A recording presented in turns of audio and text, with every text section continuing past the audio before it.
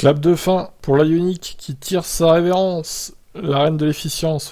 Personne n'a jamais fait mieux, hein. Même la Model 3 est un peu derrière niveau conso. La Ioniq, incroyable référence, qui va mourir, tout simplement. En même temps, le nom Ioniq était repris pour les nouvelles voitures de Hyundai, donc bon, ça faisait un peu tâche d'avoir ce modèle encore dans la liste, puisque c'était pas cohérent en fait. C'était prévisible, hein.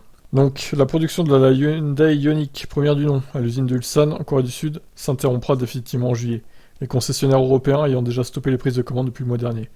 Si ces chiffres de vente n'ont pas vraiment fait un best-seller, elle a marqué les esprits à sa sortie en 2016, en étant le premier modèle au monde à être proposé en hybride rechargeable et en électrique.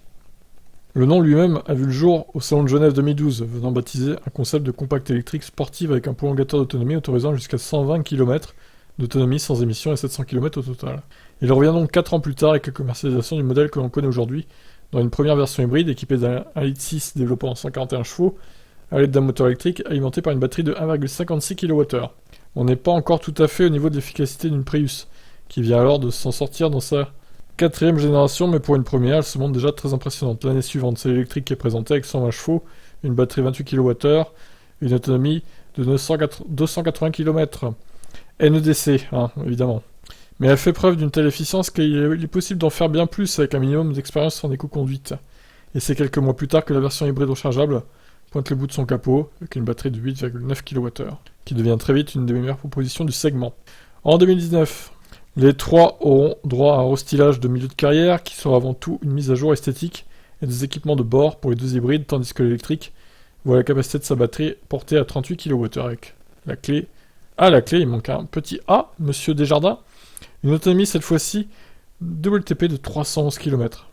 Sa disparition marque la fin d'un chapitre significatif de l'histoire récente de Hyundai. Comme le dit la marque, conscient que c'est elle qui l'a placé pour la première fois et avec talent sur l'échiquier mondial de la voiture électrifiée. Une telle révolution dont le nom va survivre avec une gamme entière, à commencer par le SUV Ioniq 5 qui sera bientôt rejoint par la Ioniq 6, puis un Ioniq 7 beaucoup plus grand. Et tout ça consomme beaucoup plus que l'ancienne Ioniq, du coup. Ne pas confondre évidemment tous ces modèles, hein. Alors son avis, parce que lui, quand même, le roi de l'éco-conduite, hein, Pierre. Il aimait beaucoup la Ioniq dans sa version 28 kWh. Elle a été une révélation pour moi à sa sortie. Je m'attendais pas à grand chose avant de l'essayer en 2017, la marque coréenne, n'ayant pas encore acquis ses lettres de noblesse dans la voiture électrifiée, et la capacité de la batterie à l'annoncer était déjà faible par rapport au marché de l'époque. Une Nissan Leaf de première génération, en fin de vie, offrait 30 kWh à la e-Golf, 35,8. Puis encore la Zoé, pourtant un segment en dessous était sur le point de passer à 41 kWh. Et oui, c'est ça. Mais l'Outsider avait un joker dans sa manche, que je n'avais pas vu venir, qui était une révélation et une efficience extraordinaire, à laquelle contribuent des palettes au volant permettant de régler la régénération sur 4 niveaux. Le premier étant une roue libre absolument parfaite. Un véritable bonheur quand on considère l'éco-conduite comme un sport et que je l'ai retrouvé sur aucun modèle depuis avec une telle efficacité. J'ai pu ainsi tenir une consommation moyenne de 7,7 kWh sur la moitié de la batterie. La version restylée, sortie en 2019, ne me fera pas le même effet. Plus de capacité de batterie et de puissance moteur, d'accord, mais un peu en bourgeoisie, une roue libre qui l'est moins, et une puissance de recharge en courant continu bien inférieure. Ce qui est pas très logique finalement, puisque la batterie était plus grande, ils ont quand même diminué drastiquement la puissance de recharge, qui était en dessous des 50, sachant que la Ioniq 28 pouvait être montée à 65, il me semble, de mémoire, ou 70 peut-être même, avec seulement 28 kWh de batterie. Voilà, donc mon avis à moi, la Ioniq, bah écoutez, j'aurais pu l'envisager à la place du Kona électrique si elle avait une plus grosse batterie, mais même si elle est très efficiente, on va pas dire le contraire, désolé, mais 28 kWh, c'est pas suffisant, ça permet pas de faire 450 km en conduite normale comme le Kona électrique. Il me fallait une plus grosse batterie que ça, moi, donc j'ai pris le Kona 64 kWh, hein, du coup.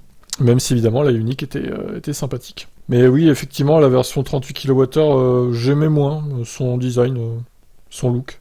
La calandre était dégueulasse, j'ai trouvé, sur la nouvelle Ioniq. Regardez cette calandre, c'était très moche, j'ai jamais aimé. Donc voilà. La Ioniq, je dirais que Hyundai n'a pas été assez ambitieux peut-être avec cette voiture. Ils auraient dû lui mettre une capacité de batterie plus grande. Moi, je pense qu'ils auraient dû faire... la première Ioniq aurait dû avoir 38 kWh de batterie, par exemple, comme la deuxième. Et la deuxième aurait dû au moins avoir 55, 60 kWh de batterie. Et là, elle aurait fait très mal à la concurrence. mais malheureusement, ils l'ont pas fait. Pourquoi? Je ne sais pas. En tout cas, voilà, maintenant, les nouveaux modèles Ioniq n'ont rien à voir, et une nouvelle aventure arrive pour Hyundai. Et une page se ferme donc avec cette Ioniq, première du nom. Vous en avez pensé quoi cette voiture, vous? Ciao!